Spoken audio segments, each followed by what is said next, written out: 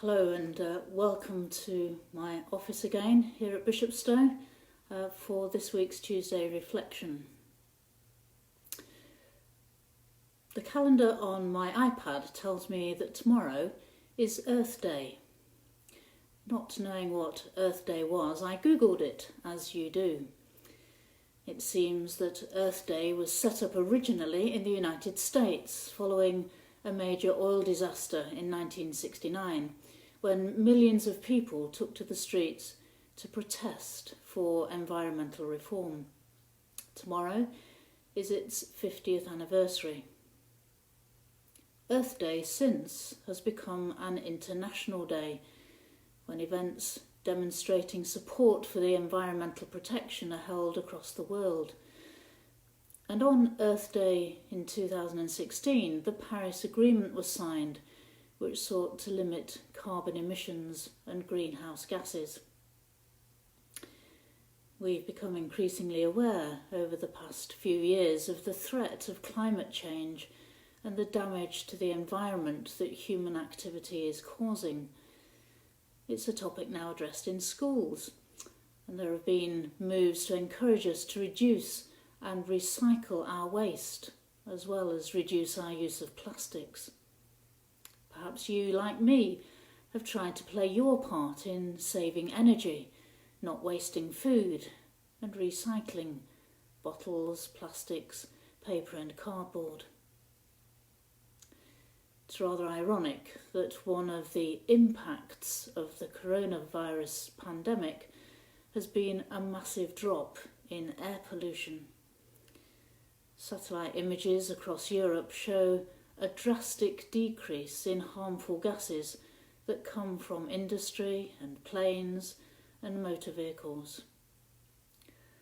Whilst we continue to hear about the terrible cost in lives, as well as people's physical and mental well-being because of the virus and the lockdown, there are some good things that are coming out of this situation we find ourselves in, and that's cause for thought and reflection.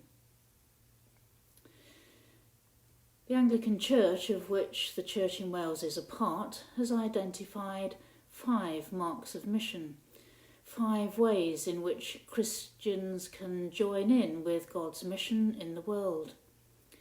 The 5th of those 5 ways is to strive to safeguard the integrity of creation and sustain and renew the life of the earth.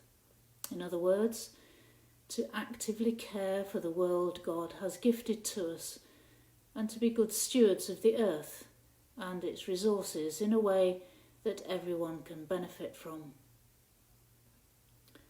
As we're having to think more carefully about the number of times we shop and the things we shop for, and as we're having to find different ways of communicating and staying in touch with one another, even different ways of praying together and holding meetings, perhaps we can start to reflect on what we might do differently once the lockdown is lifted and life begins to return to some kind of normality.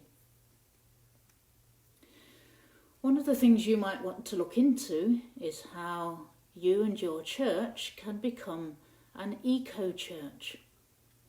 Eco-church is an award scheme for churches in England and Wales who want to demonstrate that the gospel is good news for God's earth.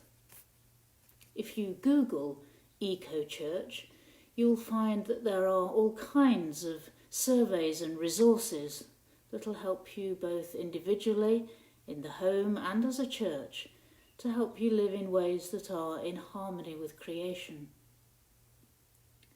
Eco-church helps us to look at our lifestyles and how we might make small changes that will make a significant difference to our carbon footprint or the amount of waste we generate.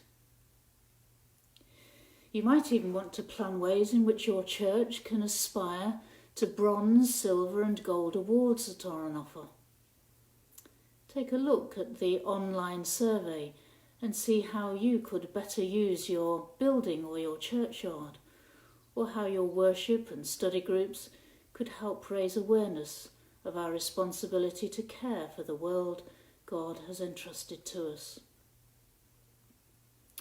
So whilst we continue to pray for all those who are suffering as a result of this pandemic, and to give thanks for the work of carers and support workers and the sacrifices they're making on our behalf, let's also use this time as positively as we can and consider what we might continue to do that will help our environment once the lockdown begins to be lifted.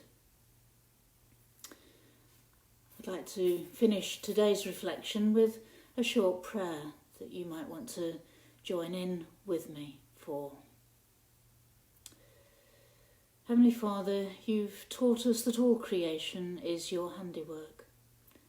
Grant us your grace, that we may exercise wise stewardship of this earth, tread lightly upon it, and cherish its resources, that our children may enjoy its riches throughout all generations, and your name be glorified through all that you have made. Amen.